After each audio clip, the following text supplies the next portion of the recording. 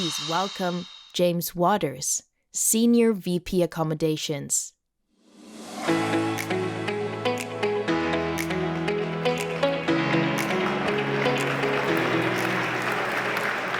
Hello, ladies and gentlemen. Good morning. How was last night?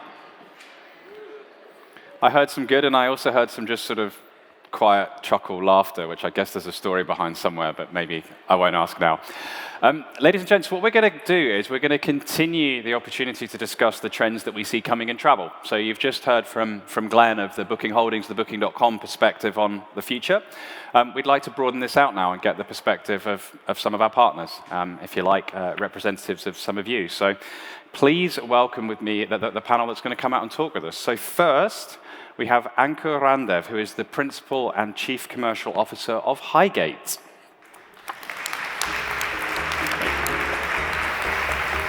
Thank you very much for being with us, Ankur. Please take a seat.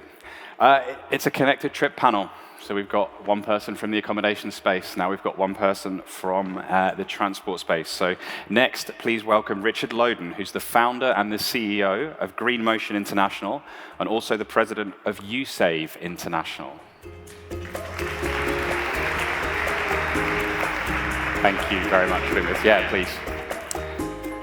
And then finally, we're going to move into the attraction space. So for our third panelist, please welcome J.K. Lee, who's the Senior Director of Global Business Development for Viator. Thank you, J.K. Thank you. You got a couple of little whoops over there. I don't know if that's your colleagues or somebody else, but congratulations.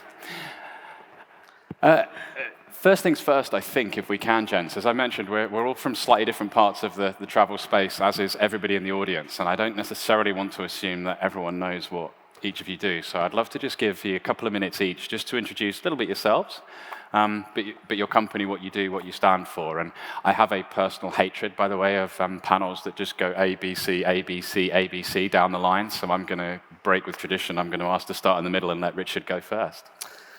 Thank you. So before I sort of kick off with a bit of background on me, when we arrived in Amsterdam, I was invited to a lovely dinner with my colleagues from CAR within Booking.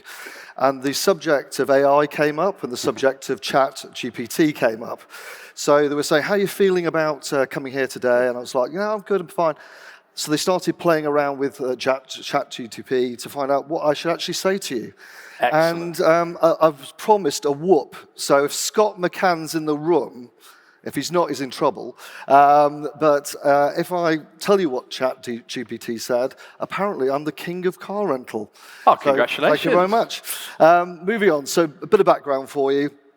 I started life in the car rental industry, having a job with Thrifty Car Rental in the United Kingdom. I worked with Thrifty for about 18 months, and I was 22 years old. And at 22, I thought I could do a better job than Thrifty, one of the largest global rental brands in the world. So at that point, I decided to launch my own car rental franchise system. It was called Eurodrive, and I successfully ran that in the United Kingdom for about 14 years. But then I started to struggle with that Eurodrive really didn't have any strong USP. It wasn't greatly different to a Thrifty, to an Enterprise, to a Hertz.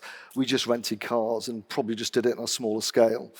So I started to look at where we could be positioning our brand, and the environment was very key back in the sort of mid-2000s. And I thought, I wonder if we could actually develop a sustainable car rental business.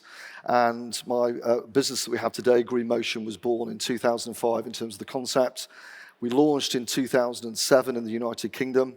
Fast forward to today, the brand is present in 60 countries around the world, around 600 operational locations, all owner-operated, so it's a complete franchise model. And to complete our sort of continued expansion, we acquired a brand called USave, which is a well-known, well-established American car rental brand in the latter part of 2022, and that's pushed on with our growth in the Americas. Perfect, thank you. I enjoy the at 22. I thought I could do it better than Thrifty, by the way. You've proved your point, so you get to look back on that one with pride. Ankur, maybe we come to you next. Sure. My name is Ankur. I oversee the commercial activities for Highgate. We are an owner-operator, hotel operator, investment firm. and we do development around hotels. We are investor in technology around hotels as well. We have about 84,000 hotel rooms and additional 10,000 short-term rental accommodation presence as well. We primarily operate in New York, and that's part of one of the biggest hubs, but North America is our greater presence. We have Caribbean, we have South America, and now we have re-entered Europe with the presence in London, and we are one of the largest operators in Portugal. And our asset composition is urban full service, select service, resorts, and senior living, low acuity. So that's us. Perfect. So we've covered some car rental expertise, some accommodation expertise. JK, over to you. Fantastic, James. Firstly, a good morning to everyone. I'm very happy to be here. My name is JK. I'm Senior Director for Global Business Development at Vitor. Really excited to join the stage with my fellow panelists here. Well, just quick introduction about Vitor itself. We are the world's largest travel marketplace with over 300,000 experiences, activities covering 196 countries. Well, here at Vital, it's something that's really interesting and resonates strongly with me. It's about the concept of wonder, right? And Glenn shared earlier about nobody books a holiday and just thinks about staying in the room, look at the sights from the glass. They want to go out and experience. And that's where Vital comes in. We go out there and empower people to bring wonder to the world, right? To unlock that true value of travel. And we want to do so by really building this entirely compelling marketplace for travelers that is essential for operators and fundamentally really very simple for all to use. So imagine my excitement yesterday as an audience hearing the speakers from Booking and the different panelists saying that we want to make it really easy for everybody. So to me, I think we're all on this journey to really try to unlock value of travel together, and let's keep that going. Yeah. So really excited to be there. My job in this business is really to unlock more opportunities through working with partners, doing BD, and with great partners such as Booking.com. Perfect. So, just to give you all a bit of a sense of what's going to come, really going to cover sort of three areas with the gents to my right here. The first is a little bit about their partnerships with Booking, how they see that, what we can do better in particular, obviously slightly selfish desire there to hear. Then we're going to move into what we see around consumer behavior. What's different than it used to be before COVID? How is the industry recovering?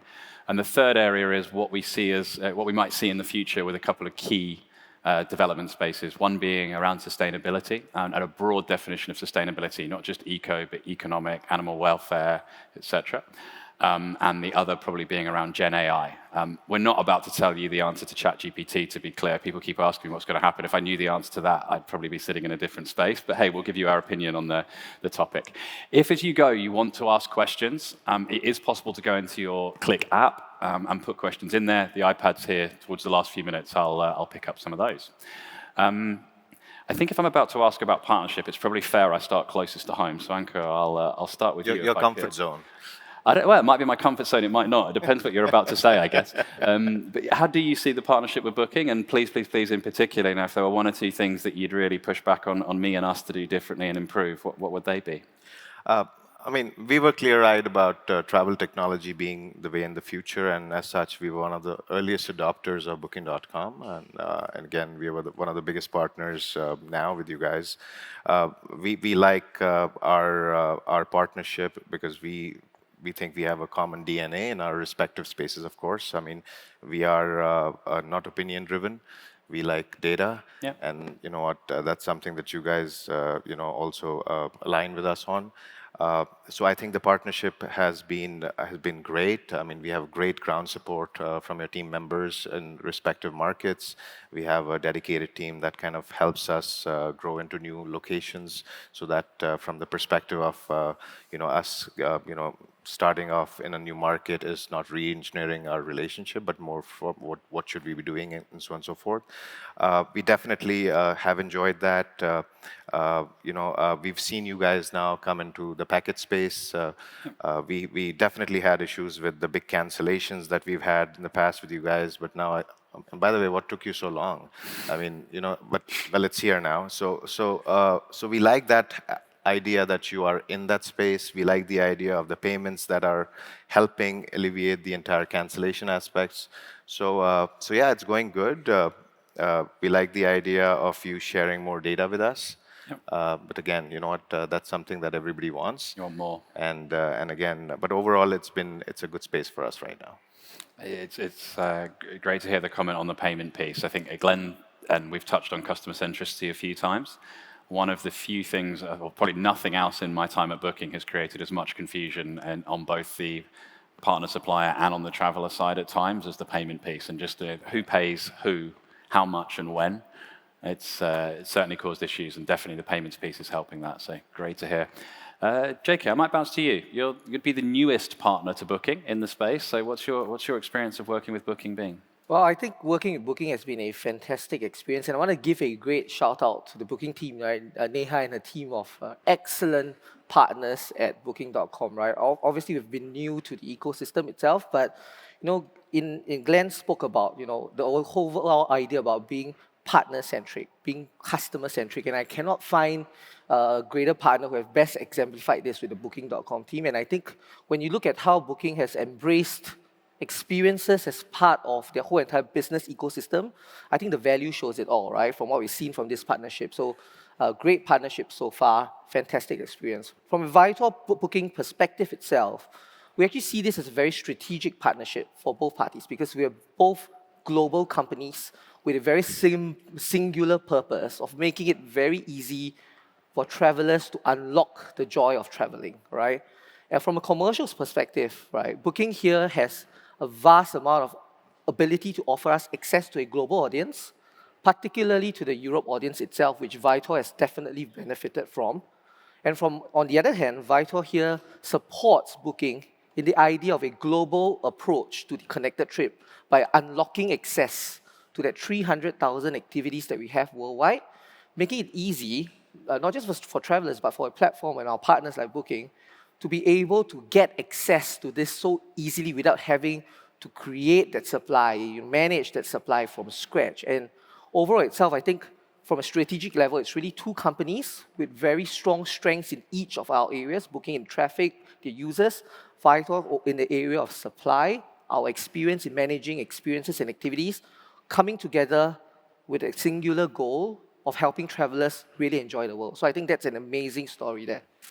Maybe just as a follow-up, given it is a newer partnership than some and a newer space for us, if you could, if I said to you, give me the one or two sentences of what you'd like to be able to say about our partnership in 2 years' time, what would that be? Yeah, I think firstly, we're already heading in a very right direction, right? We have a lot of supply, we have a strong audience itself, and we are working very strongly together to really expand that supply, right? And really working on the data points that we both have collectively. It's a huge mass of data where it can help us do better awareness through multiple touch points where it matters for your travelers, help them find things to do better. If I were to add what we want to do further and invest in 2 years, and which I really like to advocate for, is a deeper, tighter partnership where we can do things bolder and smarter together with the expertise that we have. The reality today here is that, a lot of people like booking things online, and you ask them about booking experiences online, they say, yeah, it's a great idea, but only 65% of activities today are actually booked. 65% of activities are still booked offline today. 90% say they love it, but 65% of activities are booked offline still. So together, I think we have a lot to do to bring visibility out there, to educate the world that this is the platform for us to build experiences together, to book experiences together, bring more availability online, bring more diverse selections online together so that we can meet their needs better. Yeah. Deeper, closer in 2 years sounds good. Richard, Tisa, how have you seen the partnership, and maybe a slightly different lens on the, what can still be improved? Feel free to tell me what Booking can do, but also if you could almost rewind time and give yourself advice at the start of working with Booking, what would that be? Okay, so we are one of the newest partners joining on the stage today. We're probably one of the older partners. Absolutely. We've been with the collective Booking family for around 13 years now. Yeah. And that was not far off the sort of evolution of online travel. Yeah. So we've been there from hopefully very much the cutting edge of and the start of this journey. if I could give myself advice, we as a business very much set ourselves up as a genuine partner for the aggregation sector, so brokers, aggregators, and so on. And what I mean by that is that we see your job in this ecosystem very much as the customer acquirer. And as a result of that, we just don't do it ourselves. We very much rely on that partnership. So it's become a very, very strong and intertwined relationship. One of the valuable lessons that we've learned with our partnership very much focuses on the customer-centric element, and that is you've got to do better. And we as a sector really were not doing very well at all. Pre-COVID, we found ourselves in a situation where, to be honest, there was too many car rental brands, way too many cars in the market. It reached saturation. And I have to say, there's quite a lot of brokers out there as well. There's over 60 aggregators that are actually selling car hire. So you put all that into the mix and you have oversupply into the marketplace, and that immediately derogates the price. When you derogate the price, guess what follows? The service. So we were sort of dragged into that journey, and that was a very unpleasant journey for everybody involved within my organisation. And it was actually the partnership with Booking.com that really called time on that journey and said, actually, enough's enough. You know, you and many other brands are heading in the wrong direction. You need to stop. And we took a big deep breath and we did stop, and we completely turned the business around to be absolutely focused on a customer-centric journey. So, you know, partnerships are good and bad. They're, you know, a little bit of rough and tumble there, but our partnership with Booking is fantastic. And the fact that I'm sitting here today, the fact we have one of the strongest rental brands and up-and-coming rental brands, very much seen as a disruptor within the sector, is partly due to the partnership with you guys. So thank you. Fantastic. It's a bit of memory lane for me here as well, because 13 years ago means you would have been working with rentalcars.com, Yep. Travel Jigsaw, whichever Yep. name you want to use. Yep. And my very first project at Booking.com, outside of my own little cubicle, if you like, was actually when they came into the Booking family and the integration. So it reminds me of some things. One of the things that we've started to think about in accommodations is that digital has definitely changed the way that travel is booked, but it's probably made less impact today on how it's experienced than it has on how it's booked. And I think there's arguably, when you start talking customer experience, if I think rental cars and I think what part of the customer experience I don't like, it's the pickup. Yep. Do you have thoughts on how that might evolve into the future? It's a great question, tough one to answer.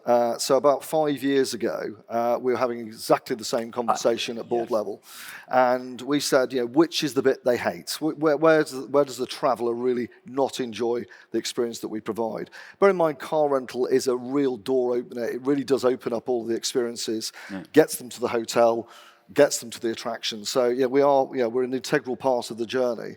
And we thought, okay, wouldn't it be a great idea if we could get the customer from the booking process into the car without actually going near the counter?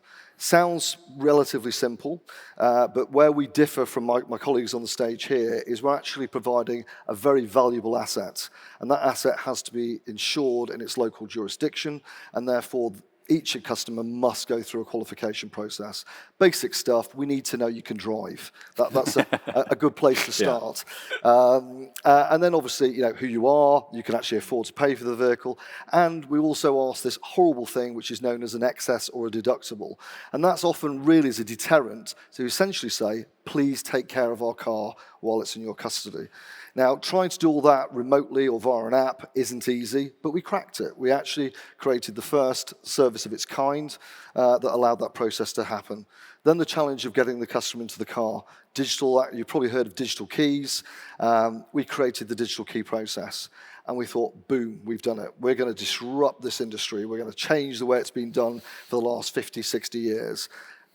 No, is the answer. It didn't quite go to plan. So in essence, the customer, when they book a car, their understanding typically is the vehicle is going to be at the airport, it's going to be good to go, it's going to be clean, we're not going to buy an insurance because everybody's told us not to buy the insurance, and we're going to drive away. So when you actually ask them to download an app, that in itself is a challenge. Yep. Then ask them to complete the registration process, which includes loading your passport, loading your driving license, That's an incredible challenge. Even when you've overcome all of those things, you've got to get them to the car. And guess what? They seem to forget they've done all of that. They still go to a counter and go, "Where's my car?" And then ask them to manage the technology of using a digital key and then self-validating the condition of the car. I mean, I'm sure you've all gone to sleep by now. It's a hell of a journey that we asked them to do. So we've done all of that. We achieved it all. Technology-wise, we smashed it out of the park. Customers didn't want it. What customers want is they want some human interaction without the friction. So we're doing a lot of this process in the journey path to get them to the counter. And we've pioneered products now which allows us to give you a physical key.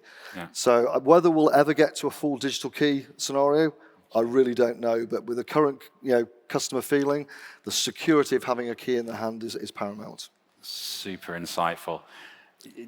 Jakey, just quickly to you, a different type of customer behavior question. Do you see different things happening in the recovery after COVID than you saw before COVID in terms of how customers are behaving? Sure. I think itself, as you see how COVID has evolved, we went through a stage where people first started to feel safe about traveling. Then three main trends were being observed. Firstly, demand skyrocketed, right? And I think we continue to see very strong demands happening today. In terms of what people were booking, we saw that there were more outdoor trips happening. People wanted to do more adventure, right? Probably contributing to your driving and car rental business. And that numbers have like quadrupled, tripled respectively. I think in terms of locations itself, obviously COVID has had change in terms where people were intending to travel. I think there's been much elaborated, but what we saw was a movement to more regional play itself. Yep. But where are we at today, right? The confidence has been built up significantly. And what we're seeing here is pre-COVID and post-COVID trends really merging together to form, a few core highlights are as such. I think demand itself continues to remain really, really strong. In terms of the regions that we are seeing people traveling, they have moved beyond just the regional part. They've gone for longer trips. For example, Europe itself has exploded. For our US markets, it's gone to about 300% of compared to previous year. Asia, let them continue to see strong demands. In terms of activities that people are booking, right? I said about outdoor adventure activities, that continues to remain strong. But what we're also seeing today for people's behavior is that they want to get to know a country, a destination better. Okay. So we see cultural tours come back up on the top, being the things that people want to do. So overall, I think that trend continues to stay. And I think it's very exciting for us to look at how we can leverage on these trends in the future. Superb. Anka, maybe I come to you. What do you see in the consumer behavior, and how's that sort of influencing how you're developing your business forwards? Sure. So, I mean, post-COVID, of course, we saw everything short-term. Yep. I mean, all the reservations were short-term, irrespective of segmentation. Of course, you had leisure overcompensating for everything. Yeah. We had a deceleration in corporate, of course, as expected. Groups for short-term as well. And now, of course, leisure started decelerating, which is expected because all the other segments are coming back, which is a good sign. And then overall, we're seeing that ground realities are very robust. Right, so it's a big disconnect from what we see in the capital markets, where because of interest rates, transaction volumes are down, labor's tight, insurance tight, all those capacities are tight. But overall, ground realities tend to be very robust. We saw a huge convergence on the short-term rental piece where it comes to hotels. Yep. We've seen the customer move more to the center, more. STR customers want hotel-like amenities, more hotel guests want STR experiences, and it's an interesting arbitrage to kind of flex the short-term and long-term in that space. And I think a lot of folks have done a good job, kind of capturing that. But I think we've seen a huge emergence on cross borders now. Especially, it started with the FX tailwinds from the US into Europe. Yeah. And now we've seen certain locations like Portugal, which we are recently into. We've seen it emerge as a huge leisure and most popular leisure locations. So again, I mean, stuff to procrastinate how the macro holds, but right now we feel very good about what we see. The key will remain to continue to kind of focus on the middle of the P&L, considering the labor, the insurance, the interest rates, COGS, and so on and so forth. But overall, it's giving us good signs that travel remains fertile for the short term at least, yeah. Sounds like you very much share Glenn's optimism for the travel space, and you said something there that certainly resonates with what I've seen and heard as well. Is if I go back a few years, people would have said hotels were professionally run, but not too personal, and homes were all great on the human interaction side, but hey, they weren't organized and structured. And I think those two things, the two there have come together. The professionalism in the home space has gone up tenfold, and the hotels are focusing on the quality of the service. And again, it gives us more confidence, right? Because we heard you guys tell us the same thing. Like Carlo, I heard him say yesterday that short-term pace is looking very robust. I mean, the first quarter is a tough comp because you had Omicron last year, so of course it was expected. But it'll be very interesting to see Q2 and beyond. And it looks like, I mean, everybody's in the same boat. Everybody's seeing, solid pace and continued travel recoveries, and again, eclipsing last year's performances. And is the future for you to continue looking in some of the new geographies? You mentioned Portugal. Obviously, when you said at the start, New York has sort of been home base, Caribbean. More to come? We love Europe, right? I mean, and again, when we kind of look at Portugal, it's an interesting, it's an interesting portfolio. I mean, Portugal is kind of being, it is a very popular and emerging leisure destination within Europe. I mean, of course, there is, it's at a discount today when you kind of compare it to France and Spain. So it's a very interesting, capture that exists there. I think it's very popular with the Americans now. Yeah. So we continue to like Portugal. We continue to like the top 25 European destinations. I think there's a lot for us to do in Europe. Considering our infrastructure that we have, and we have great efficiencies on our operating model, purchasing model, revenue and distribution. So we feel that we are in a good space to kind of continue to explore Europe. Exciting. I'm a big fan of Portugal, so that makes sense for me. Quick reminder, any more questions you want to ask, please throw them into the app. We'll probably last 5 minutes before I have a look at those. Switch direction. Let's switch to the future. And as I touched on yesterday in the introduction, we wanted to spend some of the time across these 2 days on how travel can be a force for good. Many different aspects of that apply in different ways to the different pieces. Maybe I'll start with you, JK. I was involved in writing and working through Booking.com's human rights and animal welfare policies that apply across our verticals. The animal welfare one is that I think it particularly applies to the attraction space. How do Viator deal with that with Booking and more generally? Yeah, I think essentially it comes from the core of how Viator operates our business with partners, right? We have a plethora of activities, 300,000 activities globally, and we stand on the point of supporting our partners, right, to best align with their different rights movement. I think for Booking.com itself, our vast variety of products allows us to be able to meet your guidelines, meet your needs, and to support that as much as possible due to the vast selection that we have. But the core is this, right? At the end of the day, we are in this space here to make sure that we best meet the needs of our travelers, right? And those are the trends that we see today.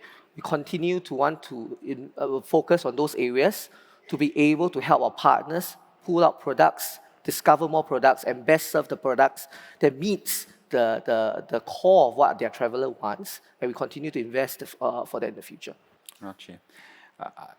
Given your business is called Green Motion, I feel like I should come to you, Richard. So you were ahead of the game here, really. So I'd love to let you tell us a little bit about the things you've done with eco-sustainability in mind in the car rental space, and perhaps what you see from the customer behavior now. Like, how much do they care? How much do they interact with the sustainability information that you make available, etc.? Yeah, as you rightly pointed out, the bedrock of Green Motion was sustainability from the absolute get-go. When we launched the business back in 2007, as you can imagine, there wasn't a great array of electric vehicles or even hybrids at that point. Very limited choice. There was a couple of models from Lexus, I think one from Honda, and that was pretty much it. So we certainly couldn't sort of set our marketplace out based on the fleet that we provided. So what we did is essentially say, okay, the entire company has to be operated on a sustainable footing. And that's even going down to, back then, LED lights was some of the most hideously expensive items that you could put into your business. Single light bulbs costing 15 to 20 euros at that point. Things have changed now, of course, along with the technology. But essentially, even down to the shop fits, we look at recycled materials, reclaimed materials. From valeting the vehicles, we use sustainable chemical solutions, and even water capture systems, so we're protecting the environment in that way. But fast forward to today, the actual choice of vehicles that we're able to offer is tremendous. In 2010, we put the first ever electric vehicle on rent, which was a Nissan Leaf. The take-up wasn't great, I have to say, and nor was their product. I mean, they claimed a range of about 150 kilometres. The reality, it was more like 70 kilometres. So you can't get too far with that. Throw in range anxiety and charging infrastructure, and it really wasn't going to take place. But today, very, very different landscape. We've got locations that are completely dedicated to EV rental, and we've also got a large proportion of our fleet now either hybrid, plug-in hybrid, or full electric. So we've seen that change. It was worth continuing the journey. There's a few times we thought, should we give up on this? But no, it was the right thing to do. In terms of the customer behaviour, there is a lot of yes, I'd love to, but very little adoption when it comes down to it at the final push. That is changing. Is it changing in terms of a tidal wave? No, but it is changing. We are starting to see some clear movements. People are directly requesting to hire a vehicle that is lower CO2 or zero CO2, and they're really thinking about it now. So a lot of what we're doing, we touched upon it earlier, is empowering that customer to make that journey. At the same time, we're also very aware that if that customer has chosen a vehicle that's not suitable, then we will talk them out of it at the counter and put them on a product that works. So I think the good news is there is a sea of change. Yeah. Slower than I'd like it to be, but it is happening.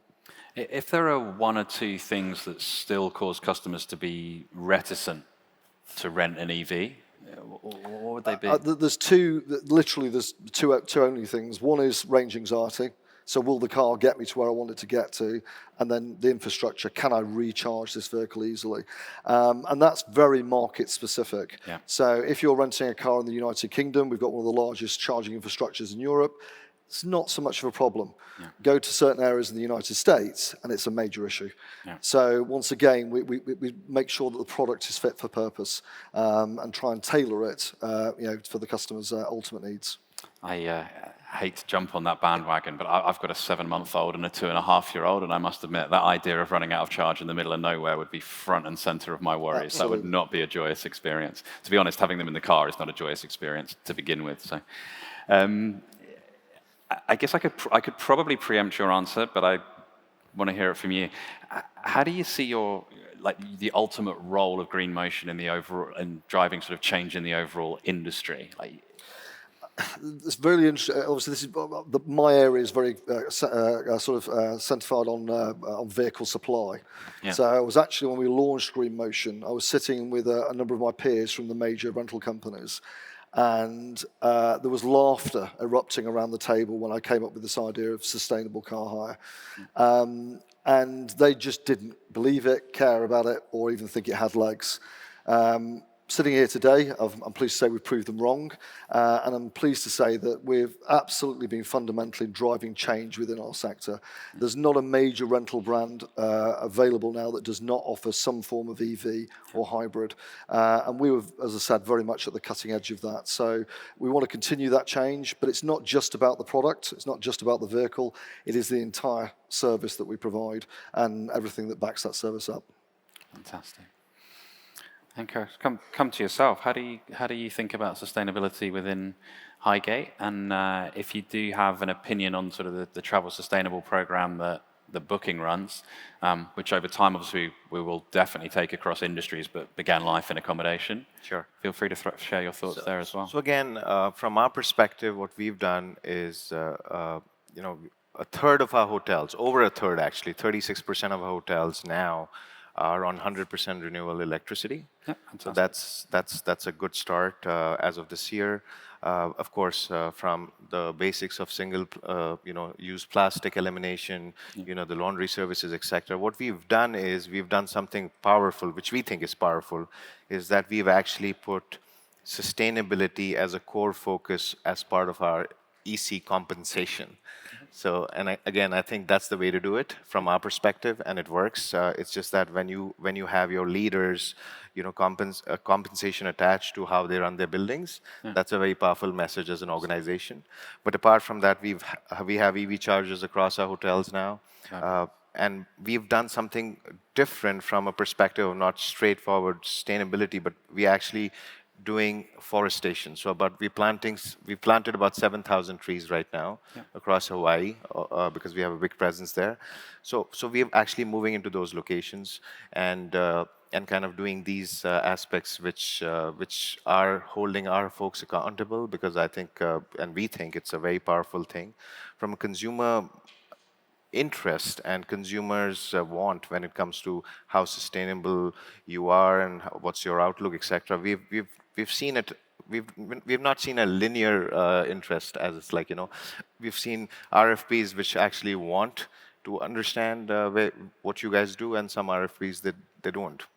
But I think in the longer run, we think it's the right thing to do, and we are getting prepared for it. And we're getting tight to time, which is my fault, so I'll apologize. But let's just touch very briefly on the AI topic, if I can. Everyone's gazing in their crystal ball, I think. I've heard everything from the whole world's going to change in 60 days to the technology is going to change a lot, but it's going to take 5 years to, hey, this is the latest fad and don't worry about it. What's your perspective at this moment in life? I think it's very powerful. I think it needs to get more iterative, and it will. Yep. It's just a matter of time. We've kind of looked at search as a very singular focus. We've seen our hotel booking as to and from, and what destination and those toggle boxes. I think it's transformational, and I think it has the ability to change how not only we search, is how we would attach our products to it. It definitely takes away a lot of mundane tasks that we have in terms of putting simple offers out there as it relates to hotels. Yeah. And I think it's just a matter of time how we make it smarter and how there's more adoption. We believe it's something that everybody should be kind of in the middle of, and it's here to change things. We are tight on time, but gents, I'll offer you a sort of 60-second thought each if you want to share. I couldn't agree more. It's not to be ignored. I think that if you ignore this, then you'll get left behind. So I think that from our perspective, it's something that we're embracing. The focus for us is that improvement of the customer experience. Yeah. How can we pull more friction out of the experience? So no, absolutely, it's something that you should embrace. Yeah, I think on our end here is that, as Glenn mentioned, right, the idea of AI and use of such technology is not absolutely new, right? They've actually been sitting in the background of a lot of the major technologies that a lot of our big businesses have been using. But I think what has changed is it's got a bit more mainstream, right? A lot more public awareness, and hence the hype, right? I think the beauty of Vital as a company is that we got the front row seats of seeing how our partners have been adopting such technologies, leveraging on it to make really travel experience a lot better. So we continue to keep a very, very close eye on this, and of course, we want to be ahead and be abreast of all these developments. And I think it can potentially have the opportunity to change the travel experience. Those crystal balls will clear over time, I hope, but thank you. The question that's come in, I think, is probably for, well, I'm definitely going to make it for you because I don't know the answer, and it's EV related. The question is, do you think there's going to be a sort of breakthrough technology coming that solves some of these problems around range and charging, etc.? So are the batteries going to get much better, or are we going to get to the point where you can carry a spare battery in the back of the car and sort of change them out yourself super easily? Or yeah, great question. I think that if you look over the last decade, from what we did have 10 years ago to what we have today, it is game changing. And you're seeing that technology evolve literally year by year. So as I mentioned, 10 years ago, Nissan Leaf on fleet could barely get you out of the rental location, never mind get you to a hotel or attraction. So today you've got vehicles that will genuinely do up to 300 miles or plus kilometers. So I think it is changing. where the issue lies is the investment in the infrastructure. Yeah. That is a major issue. The fact that these guys are putting infrastructure inside the hotels, that's really meaningful for us. Yeah. And that allows, well, obviously through Booking.com, if you can match that, here's a hotel with charging infrastructure and here's an electric car, all of that stuff starts to make really, really good sense. So I think, there's the horizon's looking pretty good on this, but it's not going to happen overnight. It's a slow burn. Yeah, absolutely. I stayed in a hotel over the weekend in the UK. I was home for my mum's birthday, and actually they had car parking spaces. 70% of them now were EV specific, which was really striking. But I'm going to ask for a quick favor from the audience. I've got 2 things left to do. One is a bit of housekeeping. Like after this, there's going to be 3 events in 3 spaces, and I want to make sure I explain what those are, and you guys can go to where you will. But I also want to make sure we thank our panel properly, and whichever order I do it in, there's a risk I lose you on one half of it. So I'm going to ask that we give a round of applause and thank the panel first, but then please listen to me afterwards.